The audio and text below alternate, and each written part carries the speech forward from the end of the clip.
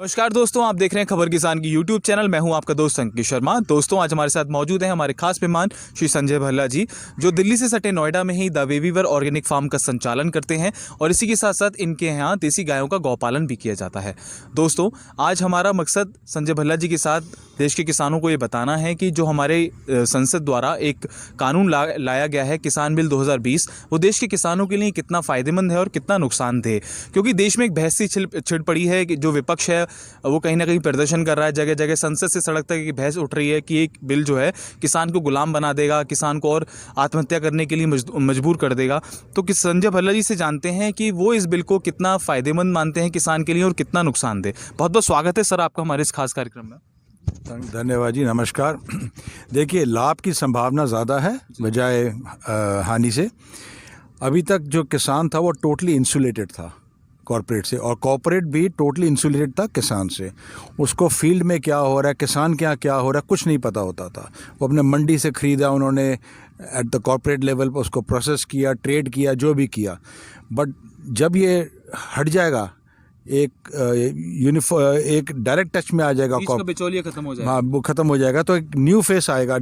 So corporates will be sensitize to the farmers needs. वो देखेंगे कितनी तकलीफ में है वो, और it's not an ideal situation. It is but natural that I as a human being will react positively, at least that is my thinking. तो वो टच में आएगा तो वो उसको फंडिंग भी करेगा, फाइनेंस भी करेगा। अभी भी तो किसान फंडिंग फाइनेंस लेता है वेरी हाई रेट। तो इस केस में वो फंडिंग फाइनेंस ऐसे नहीं होगी, वो एडवांसेस देगा। Corporate will advise him to make some things. Corporate will be free. अभी वो बंधा हुआ है, वो फ्री होंगे कि मैं उसके पास जाऊं, उसको फंडिंग करूं, उसको गाइड करूं, उसको एडवाइस करूं, उसको सीड्स दूं, उसको जो भी फर्टिलाइज़र दूं, टेक्नोलॉजी दूं, अप्रोप्रिएट टेक्नोलॉजी दूं, और उसके बाद शायद वहाँ पे उस क्लस्टर में प्रोसेसिंग इंडस्ट्री भी लगाएं उसको एक्स्ट्रा वैल्यू एडिशन करने के लिए, which is also better for them. If they take the crop all the way to Mumbai, Delhi and all, it is not practical, so it is best to process. It's much cheaper to transport the finished goods, and government has to play a role of governance, not business. So this gives a very good chance for the corporates and to interact directly with farmers. The only fear is that farmer will be exploited. So that fear can be overcome by government saying that besides the MSP for in the mandis which is presently followed for the produce which is bought by FC or whatever, corporates भी MSP के नीचे नहीं रह सकते, वो उसको valid करते हैं. That is the only thing. Now there may be some other apprehensions from the government side. I'm not aware of that, but it's a very common sense that if they do it, farmer will be in a very happy situation, in a win-win situation होएगा वो. आपको नहीं लगता कि जब ये corporates grass root तक आ जाएंगे, किसानों के पास आ जाएंगे, उनकी ज़मीन के उनके साथ कांटेक्ट हो जाएंगे, अनुबंध हो जाएंगे, तो एक्सप्लॉइटेशन की कहीं ना कहीं चांसेस रहेंगे? तो मेरा खुद का ये मानना है, जब मैं ये बिल पढ़ रहा था पार्लियामेंट में मैंने सुना, तो आपको नहीं लगता किसी एक ऐसे आयोग का गठन करना चाहिए, किसी ऐसी कमेटी का गठन करना चाहिए जो इन कॉर्पोरेट्स को कहीं ना कहीं मॉनिटर करे? नहीं, वो देखिए, उसको नेचुरल फ्लो में जाने दीजिए। कोई कमिटीज़ वगैरह और बंदिश डालती हैं, लेट इट गो। जैसे MSP का बोला, वो उसको गवर्न करे, वो ऑटोमेटिकली गवर्न हो जाएगी। मेक इट अ क्रिमिनल और whatever law. My only fear is when the corporates go into the village to the farmers level, the chemical farming में गेट इंटेंसिफाइड. बिकॉज अभी किसान के पास पैसा नहीं है, तो वो खाद डालते हुए भी नहीं डालेगा, गौशाला से गोबर ले आएगा. बट अगर कॉर्पोरेट्स आ जाएंगे, अगर इररिस्पॉन्सिबल कॉर्पोरेट आता है, तो वो कहेगा यार ये ले पेस्टिसाइड्स, ये ले फर्टिलाइजर, प्रोडक्शन पे ध्यान दे. So that is the only fear which I have. But again at the same time we have to make a beginning, we have to make a start, and I feel we are standing at a point where we can just take off the quality of produce. I'm sure that corporates will do natural farming, will like to concentrate more on natural farming, and why not?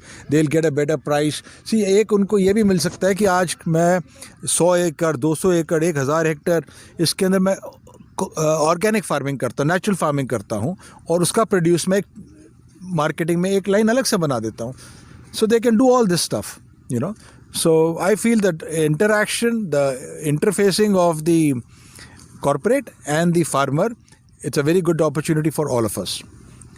मैं एक प्रश्न आपसे करना चाहूँगा कि अगर आप एक किसान के नज़रिए से हैं, आप एक खुद भी किसान हैं, इसके अलावा एक आप कॉर्पोरेट का भी कहीं ना कहीं पार्ट हैं, क्योंकि आपने खुद एक कंपनी रजिस्टर्ड करा रखी है और जिसके तहत आप ऑर्गेनिक फूड लोगों को सप्लाई करते हैं। अगर आप एक किसान होते हैं और इस बिल को आप देखते हैं, अगर आप ये चाहते हैं कि ये बिल नहीं आता, तो इसकी जगह क्या चीज़ ऐसी मार्केट में होनी चाहिए थी सरकार की तरफ से या खुद किसानों की तरफ से, जो इस बिल की ज़रूरत ही नहीं पड़ती किसान को? वो तो स्टेटस को ही रहता ना, कुछ भी नहीं हो रहा था तो किसान तो वहीं का वहीं रहेगा ना, वो मंडी में जाके बेच देगा, या जैसे सिस्टम चल रहा था उसमें किसान की कुछ इम्प्रूवमेंट तो थी नहीं ना। तो यही चीज़ है जिसमें इम्प्रूवमेंट हो सकती है। अब उसके अंदर देखिए कॉर्पोरेट्स के अलावा हम जैसे लोगों का भी बहुत इंपॉर्टेंट रोल है, छोटे छोटे कॉर्पोरेट जिसको आप कह दीजिए कि मैं जैसे गांव में जाऊं, मैं गांव में जाके 10-20 एकड़ में खेती करूं, लोगों को और इकट्ठा करूं, उनका प्रोड्यूस खरीदूं ओपनली विदाउट एनी डाउट। अभी भी हम जब जाते हैं तो हम किसान से नहीं खरीद सकते डायरेक्टली, बिकॉज उसमें मंडी का वो आ जाता है। Even if I want to give 3 rupees rate, for example mustard is 49.50 as of today, mandi के टैक्सेस लगा के 54.5 का है। मैं 52 रुपये का मेरे को किसान से मिलता है, तो किसान को 2.5 रुपये ज़्यादा मिलते हैं, बट मैं नहीं खरीद सकता। और मैं यहाँ से भरतपुर नहीं जा सकता बिकॉज मैं यूपी में हूँ, वो राजस्थान में है। सो ऑल दीज लिटिल ये बाउंडेशंस बहुत छोटी छोटी बाउंडेशंस से मज़ा नहीं आता, फ्री फ्लो नहीं था। जब कॉर्पोरेट और किसान आपस में मिल जाएंगे, एक फ्री फ्लो ऑफ थॉट्स होंगी, followed by good deeds, good action, and overall I think it's a very good thing. थोड़ी बहुत कमियां जो आएंगी वो देखा जाएगा। तो सर का मानना कहीं ना कहीं ये है, संजय भल्ला जी का भी कहते हैं कि कुछ ना कुछ मंडियों में भी हिडन टैक्स होते हैं। जब एक किसान अपनी सामान लेकर जाते हैं तो कहीं भी कहीं उसको हिडन टैक्स देने पड़ते हैं और वो भी सफ़र करता है। जब उसका अनाज होता है उसको सही मूल्य नहीं मिलता, उसकी कीमत नहीं मिलती।